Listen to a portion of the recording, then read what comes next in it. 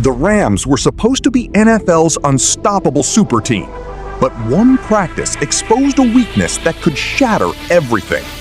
The Eagles may be far closer than anyone realizes.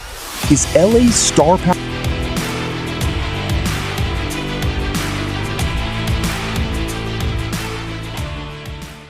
I want to hit you with a hot take. Okay. And I want you to respond. I don't think nationally there is enough respect given to the fact the Eagles are significantly closer to the Rams in overall roster talent than we think. I don't think it's a massive blowout when you compare the two teams. Quarterback is better, and then Myles Garrett is better. So they have the two best players. Yeah. As far as the position goes. And then I think it gets very, very, very even. And in some positions, I would give the Eagles the credit. Puka Nacua. This is not with Aaron Donald. Aaron Donald does not return in this scenario. Yeah. I would give Puka, I think the thing about the Rams is in any given year with this roster, they could have the best quarterback, the best wide receiver, and the best defensive player. I think that's why we have them so high. It doesn't mean that Matthew Stafford would be number one on our list. I would still have Josh Allen and maybe some others above him, but in any given year, he can perform like the best quarterback. Puka Nacua, I think might be, if he's not one, he's 2 or 3 in terms of wide receiver, and then Myles Garrett. But to your point, Eagles on paper, better offensive line, better running back. The front, I would still give the Rams the edge because I think they have a lot of good players around Myles Garrett, and he's such a force multiplier. Secondary Close. Is Eagles. I would give the Eagles the edge. Yeah, no, I'm in agreement with you. I'm the one who had the take, but Trent McDuffie's made it very close. The Eagles the edge. Off ball. So I think it is close. I mean, it is a little top heavy with the Rams where they probably can't withstand, maybe a key injury to one of those guys as well as the Eagles might be able to. First of all, I'm with you. I think there is probably a discounting of how many young guys they have in Los Angeles that were there before they started making all these moves. And you guys have like Braden Fisk and Kobe Turner and Byron Young and all that stuff. So there's depth there behind Myles Garrett. But I'm with you. If both teams get banged up, the Eagles have the advantage. Now, there could be a case you made that if both teams get banged up, they're screwed, so who cares anyway? The Eagles have more pivots available to them as far as roster talent goes. And so I just want to throw that out there. All right, so I assume we both have the Rams number one. Yeah, we both have the Rams number one. Let's go through it. Why are the Rams number one? And also, where did they rank as far as your top offenses and top defenses? Yeah, I just think it's the star power. And then it's the additions they made in the secondary this offseason, in addition to Myles Garrett. We don't even mention that they traded for Trent McDuffie because it's that's not that exciting when you think about Myles Garrett. They signed Jalen Watson. So it's kind of like if you were just playing Madden or something and you're like, what part of my team sucked last year? Let me just go get really good players at those positions. That's what they did. Now, they gave up future draft capital, and there's no guarantee that it's going to work. But I looked at it, and they just have, like you mentioned, they were top 5 in pressure and sack rate last year without Myles Garrett. It's not like they had a bad defense last year. It faltered a little bit in the second half, but they're certainly in the top 5. So I think I had the Rams top 5 in both offensive rankings and defensive rankings. Is that the only team that had that? I think they're the only team in the NFL that made my top 5 for both of those. So that when you were explaining the exercise to me, I'm like, let me go take a look at this. And I'm like, all right, that should make my decision easy if they're top 5 on both sides of the ball. But that dominance on paper means nothing if the pieces cannot translate it onto the field. And suddenly, one practice exposed a problem nobody can afford to ignore.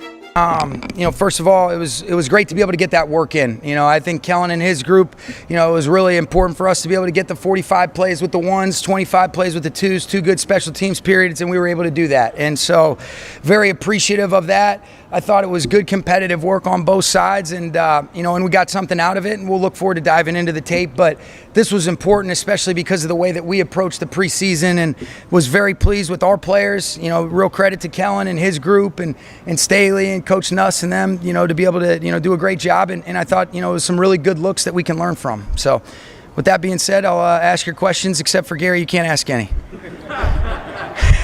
and coach. They obviously had a lot of success last year, but they didn't get camp and a lot of Yep. the offseason together.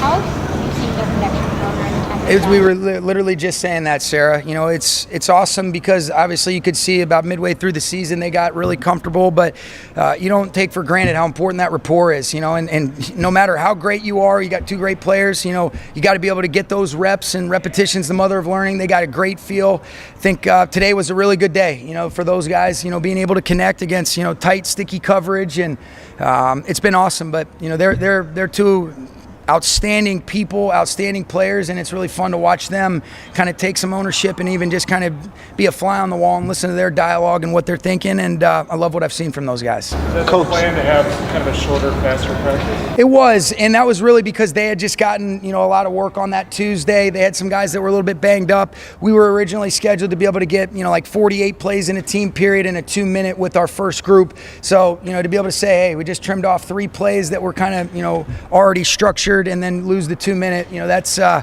was just grateful for the work and appreciative that Kellen and his guys made it work. T. Ferg is just playing with a lot of confidence out there. What have you guys been able to see today? He was able to make a lot of plays. Just that, you know, and he's so smart. You know, I think what can't be misunderstood or minimized is how smart this guy is. He plays every single skill position except for halfback for us, and some of the things we ask of him, he does, you know, some of the roles we ask of our backs. And so he's done a great job. I think, you know, he's got great leadership in that room with guys to be able to learn from, with Scooter, with Higbee, with Coleman, or with Colby Parkinson. And, you know, it's that repetition, and when you're conscientious like he is, and you're able to be coached, and you're secure enough to be accountable for where you can grow and stay humble when things go well, he's really had a nice camp, and really been impressed, not surprised by what he's done. The Rams were supposed to be the NFL's unstoppable super team. Myles Garrett, Matthew Stafford, Puka Nacua, Trent McDuffie, Jalen Watson. On paper, Los Angeles has enough star power to scare every team in the league. But here's the uncomfortable truth. The Eagles may be far closer than anyone wants to admit. The argument is simple. The Rams have the 2 biggest individual stars in this matchup at their positions, Stafford at quarterback and Garrett on defense. Puka Nacua can be a top 2 or top 3 receiver. Garrett can completely change a game by himself. That is why Los Angeles has the higher ceiling. But position by position, the gap gets surprisingly small. And once the superstar names disappear, the Eagles start winning more of the individual battles than people realize. The Eagles have the better offensive line. They have the better running back. The secondary gives Philadelphia an edge. And even at linebacker, the Eagles have a legitimate argument. The Rams still have the advantage up front because Garrett is surrounded by young talent like Braden Fisk, Kobe Turner, and Byron Young. But that's exactly where the concern begins. Los Angeles is more dependent on its elite players staying healthy.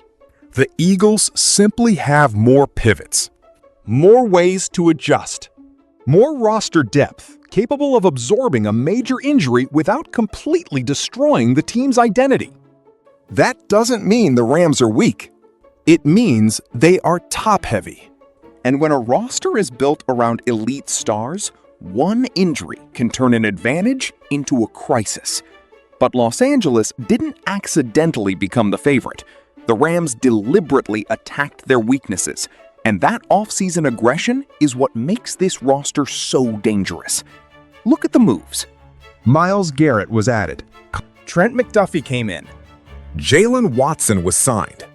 And remember, this defense was already among the NFL's best in pressure and sack rate last season, without Garrett. That's why the Rams are so frightening. They didn't need to rebuild.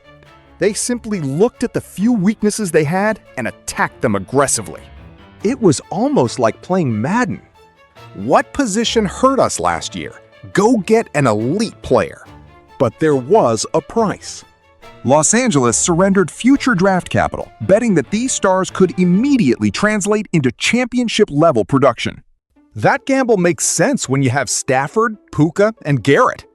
Because on their best day, the Rams could have the league's best quarterback, one of its best receivers, and the most dominant defensive player on the field. That combination is almost impossible to match. But talent on a depth chart means nothing if the team cannot keep those pieces healthy and connected, and that is exactly what showed up during practice. Sean McVay described a joint practice that included 45 plays with the starters, 25 plays with the second unit, and 2 special teams periods. That is serious work. But the Rams originally planned for even more. The first group was scheduled for roughly 48 plays, plus a 2-minute period. Instead, the coaching staff trimmed 3 plays and removed the 2-minute work after the players had already endured a heavy workload earlier in the week. McVay called the practice valuable and praised both sides for the competitive work. But there was another important message. He stressed how critical repetition and chemistry are, especially between Stafford and his receivers. That connection became increasingly comfortable midway through last season. And now the Rams are trying to build it again. Because even elite players need reps. Even superstars need timing. And even the most talented roster in football can fall apart when those details disappear. And that brings us to the kind of player who could quietly become critical if the Rams want to survive the long season. Terrence Ferguson is one of those players. McVay praised his confidence, intelligence, and versatility, noting that Ferguson can play virtually every skill position except halfback and fullback. That matters. Because depth isn't just about having another name on the roster. It's about having players who can move around when injuries hit and responsibilities change. And that is the central question surrounding the Rams. Are they the NFL's most talented roster or the NFL's most fragile super team? They can absolutely be number one. In fact, they may be the only team capable of finishing inside the top 5 in both offensive and defensive rankings. But Philadelphia has something Los Angeles may not have to the same degree. Multiple ways to survive adversity. The Rams have the superstar ceiling. The Eagles may have the deeper foundation. So if both teams stay healthy, Los Angeles could be terrifying. But if both teams get hit by injuries, that's when this supposedly massive gap could disappear. And suddenly, the Eagles aren't chasing the Rams. They're standing right beside them. Yo, mic check 1 to 2, -1, -2. Game over for this video, folks. Smash that like button, drop a comment, and subscribe to stay in the huddle for more. This is NFL Madness, bringing the heat and signing out.